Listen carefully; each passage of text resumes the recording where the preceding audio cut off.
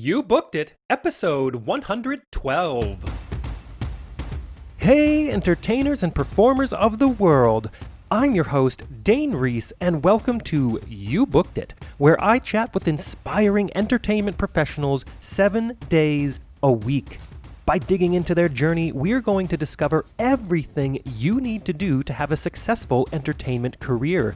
You know, because training usually skips that part about how to actually make your skills work for you in the real world. Fellow entertainers, my drive here at You Booked It is to share the inspiring and incredible journeys of successful entertainment professionals. We're here to support your journey. So go to youbookeditpodcast.com and join the You Booked It email community, where we dig deep into truly actionable things you can be doing right now to book that next audition, submission, or gig. If you enjoy this free podcast, please show your support and search for You Booked It on Apple Podcasts or your favorite podcast app, where you can subscribe so you don't miss an episode, leave a rating, and review. And now, let's do this. Alrighty, let's get started. I am excited to introduce my guest today, Rockie Brown. Are you ready for this, Rockie? Yes, let's get it. All right. Rockie is a British, Filipino, American indie pop rap artist, hailed by the Las Vegas Sun as one of the city's most promising artists. The Las Vegas-based rapper, singer, and all-around badass is bringing her one-of-a-kind sound to a national audience. In 2019, Rockie signed 8 major sync deals with E! Entertainment's Keeping Up with the Kardashians, Total Divas, Total Bellas, A&E's Born This Way, MTV's The Real World, Lohan Beach Club, TLC's The Healer, USA Network's Ms. and Mrs., OWN Network's Family or Fiancé, as well as Discovery, TLC, and NASCAR International. Her follow-up EP, Mad World, is in high demand, charting on nearly 100 college radio stations nationwide. Mixmag, the world's biggest dance music and clubbing destination, recently dropped her single, Get Gone.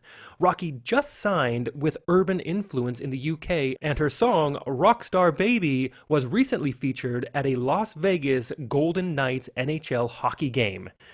Rockie, that is a quick intro of who you are and what you've done, but why don't you tell us a little bit more about yourself, fill in the gaps, and a little bit more about what you do as a professional in the entertainment industry?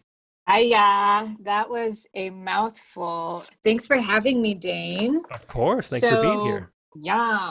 So I'm originally from LA, but I've grown up in Vegas. I've been here most of my life. I am first and foremost an artist, a singer, rapper, songwriter, and I've also done musical theater shows, reality competitions, and improv comedy. But my bread and butter is singing and rapping. So pre-COVID, I was performing full-time anywhere from 5 to 8 gigs a week on some of the dopest stages in Vegas. And I know you had Brandon on here. I was listening to his take with you the other night. Yeah. But he's my co-lead singer in our band, Velvet Elvis, and our main residency is on the Fremont Street Experience here in Las Vegas, where there are thousands of people faded and frolicking on any given night. I've worked in this town for 15 years, and Fremont is by far my favorite and most epic party to play. Yeah, very cool. And let's move on to this next section here. And Rockie, look, I am a sucker for a good quote. What is your favorite quote you'd like to share with everyone? Don't wait for opportunity, create it. And can you delve into that a little bit and talk about how you've applied that to your career and your life? Oh, definitely. I have most definitely followed that mantra. You see, I've never been the girl who belted the highest notes. So that's when I started writing my own songs and crafting them specifically for my sound, my style, my voice. And I started my own band, put on my own shows. And once I embraced the things that made me unique and stopped trying to fit in, that's when I truly blossomed. So weird is good. different is good. You can't be afraid, and you got to take chances because no one's going to help you but yourself.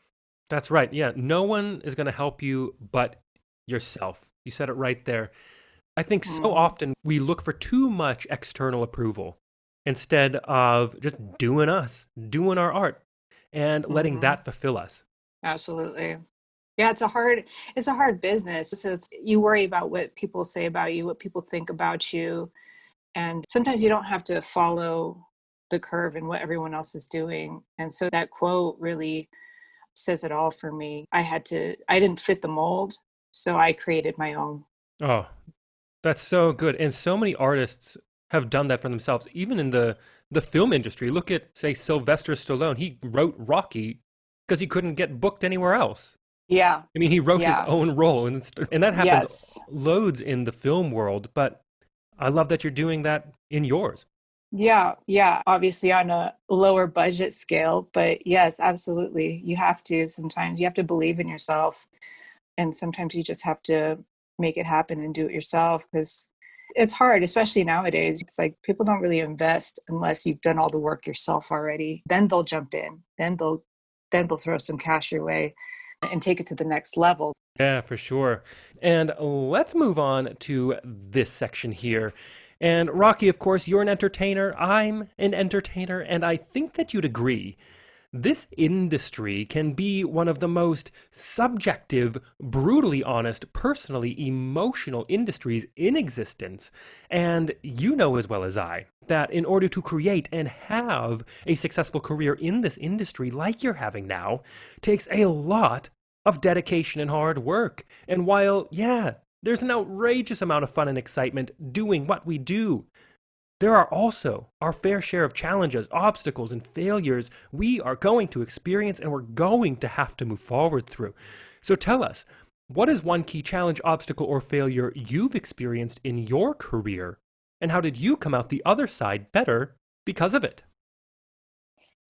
Man, there will always be challenges.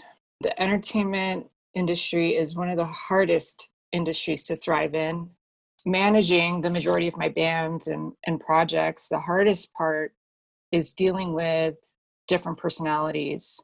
It's not even really the music and show aspect of it. It's managing different difficult situations, dealing with egos and pleasing clients. And I've also experienced working for terrible agencies that abuse their power, abuse their employees, sound men like sabotaging my show. But at the end of the day, it's taught me to be firm and to not take crap from anyone. And it's okay to say no. It might make things difficult as a result sometimes, but it makes your skin thicker and you come out the other side stronger, smarter, and better off. Oh, so well said. And let's move on to a time that I like to call your spotlight moment. That one moment in time you realized, yes, I am going to be an entertainer for a living. Or maybe it was, yes, this is what I need to be doing as an entertainer. Tell us about that. Yeah, I was young when I figured it out. I've been singing since I came into this world. I started doing professional gigs as early as 10 years old. Wow. And there wasn't an exact moment that comes to mind, but it definitely came to me as a senior in high school because I had to make some decisions as to what the next few years were going to look like for me. Hmm. And I couldn't see myself doing anything else. That's really all I had known. And that's when I started looking at performing arts schools and ended up going to the American Musical and Dramatic Academy in Hollywood. And the rest is history. And I found my way. Yeah, so good. And let's piggyback on that real quick. And let's talk about your number one booked it moment. Walk us through that day, the auditions and callbacks, if they happen to be a part of it. What was going on in your life? And what about that moment makes it your favorite booked it moment? Wow. There's definitely been a couple, but this is my number one. It wasn't for a gig. first show. It was the moment that I signed sync and licensing deals for my album Volume 1. Yeah. And I think being an independent artist has been far more difficult than my singing career, 100 times harder. So for over a decade, I had been pushing my original music, like literally sweat, tears, and heartbreak. And it's just a lot of work. It takes a lot of money to do it all yourself. FYI, I don't get excited about anything until I either sign a contract or cash the check. So I'm sitting at the dining room table that's just covered in contracts for 8 different major TV shows and networks. And I couldn't believe it was real. It was just, it, this is one of the most memorable moments of my life. And that was a day that I finally felt validated and heard as an artist. There's this quote that I love. It's another quote. I'm going to butcher it, but it's something like, sometimes it takes years to become an overnight success. Yeah.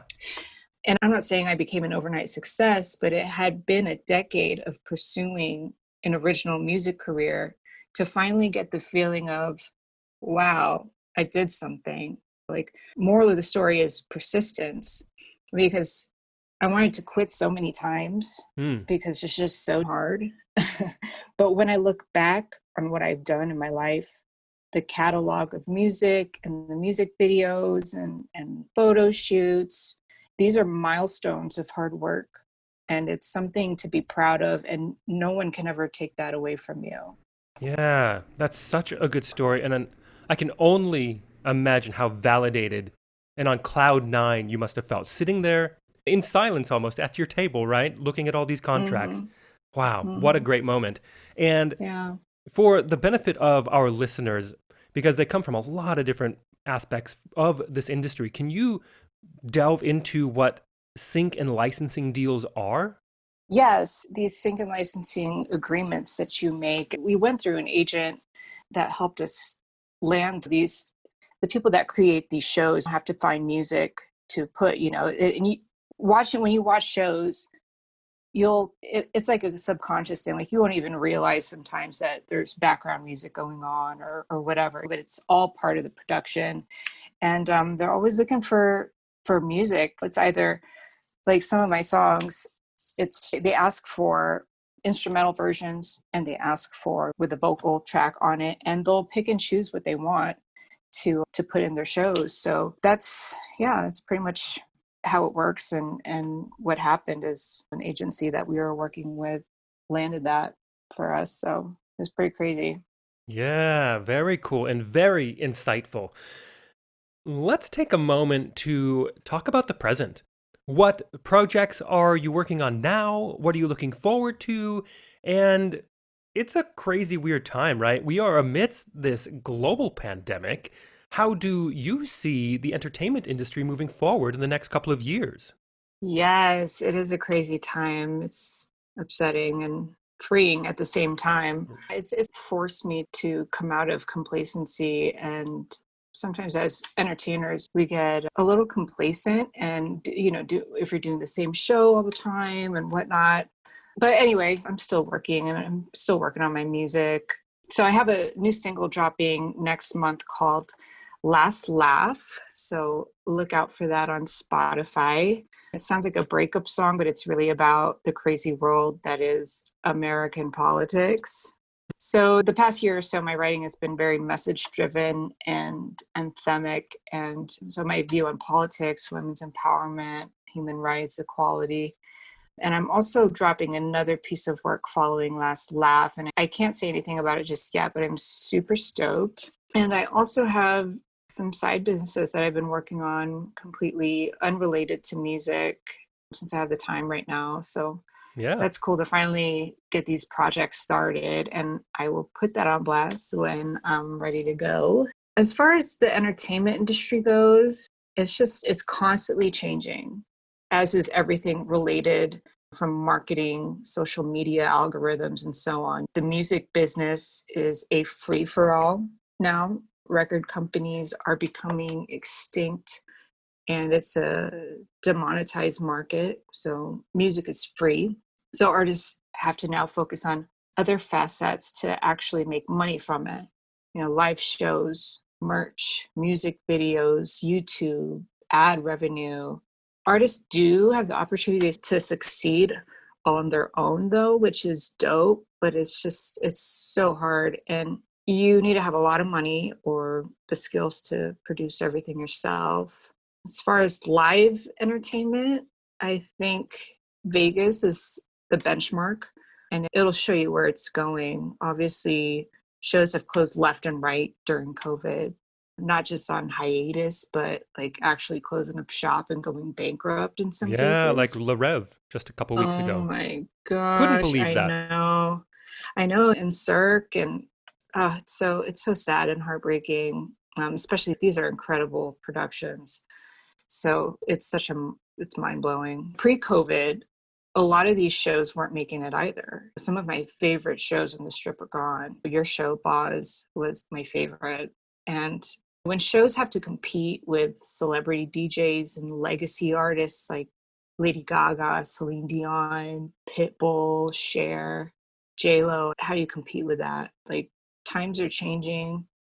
Competition is always hard. And with the havoc of COVID, the next 2 years they'll be rough on the entertainment industry. Like, there's no word yet of any of my gigs coming back this year. So I'm sure it's going to be a slow, steep climb. Yeah, I guess we're all in for the ride, aren't we? We sure are, whether you like it or not. That's it. Strap in.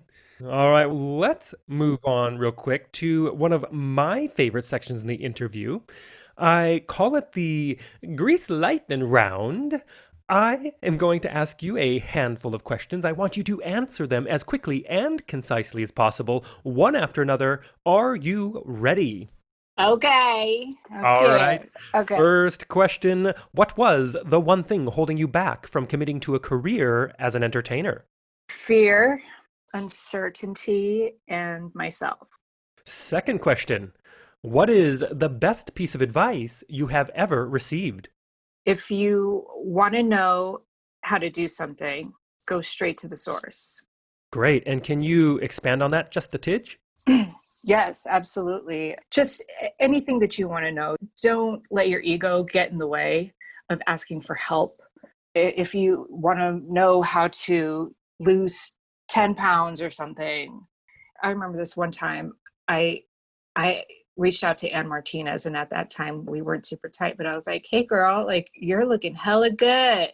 Can you give me some tips on what you're doing right now and what is working for you?" She's in incredible shape. And same thing, going to some of my musician friends or whatever and asking for advice on production or how to do something, how to succeed. Go to the people who know what they're doing, the people that are professional, and don't be scared of doing that, because they'll be happy to help, especially if these are, colleagues or acquaintances in the field that you're working in. Yeah, that's really great advice. And the third question. What is something that is working for you right now? Or if you'd like to go pre-COVID, what was working for you before our industry went on pause? Being authentic and being different. Fourth question. What is your best resource? Whether that is a book, a movie, a YouTube video, maybe a podcast, maybe a piece of technology that you found is helping your career right now. Well, YouTube is a wondrous. So are all my colleagues and friends in the business. But shout out to my manager, producer, and life partner, Jason Tanzer, who has worked tirelessly to help me in my career. I would not have gotten this far without his expertise, counsel, and support. Beautiful. And the fifth question. If you had to start your career from scratch, but you still had all the knowledge and experience you've collected from your career in this industry, what would you do or not do? Would you do anything differently, or would you keep it the same? I wish I was still 21, but don't we all? But everything I've learned gets implemented in real time. I refuse to make the same mistakes. So if I could talk to younger me, I would say be careful how many chefs you let in the kitchen. Don't be afraid of saying no. Do what's best for yourself and take more risks. All great gems of advice. And the last question, what is the golden nugget knowledge drop you've learned from your successful career in this industry you'd like to leave with everyone? So I honestly wish that I had done this before I spent 40K plus going to a conservatory. It would have saved me a lot of time and money. Some people are into school. I'm not, never have been. I like taking the quickest route to get the tools that I need, and I want to make money right away. So I'm just saying, if you want to dive headfirst in entertainment, consider this. Get private lessons, get a mentor that is seasoned and is working in the field, and pay them to teach you and guide you.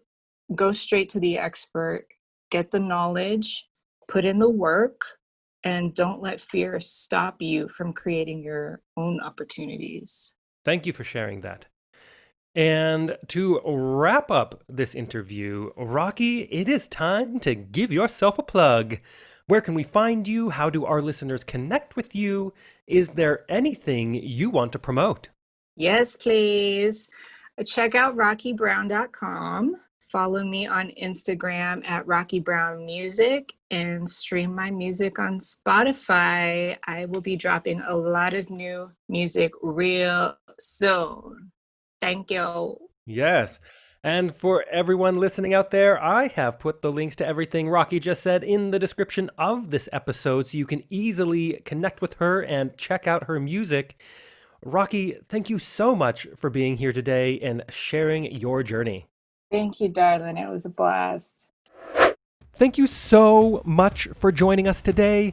My one call to action for you is to go to youbookeditpodcast.com and join our free email community where we dig deep into a continually growing resource of truly actionable things you can be doing right now to help advance your entertainment career. Don't miss an episode. We have a new guest 7 days a week. Search for You Booked It on Apple Podcasts or your favorite podcast app and subscribe today. All the best to you. We'll see you tomorrow.